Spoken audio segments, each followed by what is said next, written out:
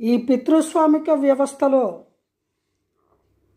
ఎంత మొత్తుకున్నా ఆడవారికి ఎప్పుడు అన్యాయమే జరుగుతుంది, న్యాయము జరగదు.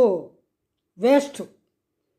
మీరు సుప్రీంకోర్టుకి వెళ్ళినా సరే, ఎక్కడికి వెళ్ళినా సరే, ఎంతమందితో మొరపెట్టుకున్నా సరే, మీ కర్మ, మీ తలరాత భగవంతుడి సృష్టిలో ఆదిపరాశక్తి అయిన స్త్రీకి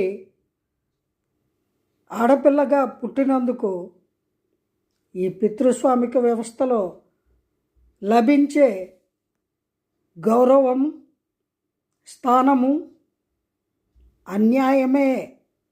అంతిమంగా మీకు మిగిలేది కష్టాలు, కన్నీళ్ళే అని పురాణ కాలం నుంచి యుగ యుగాలుగా ఈ రోజు వరకు కూడా అదే జరుగుతోంది. మరి ఎంతోమంది రేప్ చేయబడుతున్నారు, మర్డర్ చేయబడుతున్నారు. వయోభేదము లేకుండా, తారతమ్యాలు లేకుండా నెలల బిడ్డల నుంచి ముసలి ఆడవాళ్ళ వరకు కూడా అనేక ఘోరాలకి బలైపోతున్నారు, లైంగిక వేధింపులకి, దాడులకి బలవుతున్నారు. మరి వీటన్నిటికీ కారణము మగవాడి అహంకారము, దోపిడీ వ్యవస్థ, పితృస్వామిక వ్యవస్థ, దుర్మార్గపు ఆలోచనలు.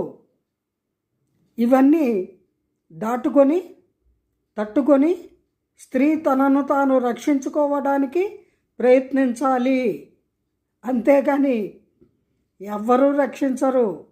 ఇది ప్రతి స్త్రీ గుర్తుపెట్టుకొని మీ హద్దుల్లో మీరుండి మిమ్మల్ని మీరే రక్షించుకోండి. ప్రతి ఆడపిల్ల ఒక ఆదిపరాశక్తి అని గుర్తుంచుకోండి. జై గురుదేవ.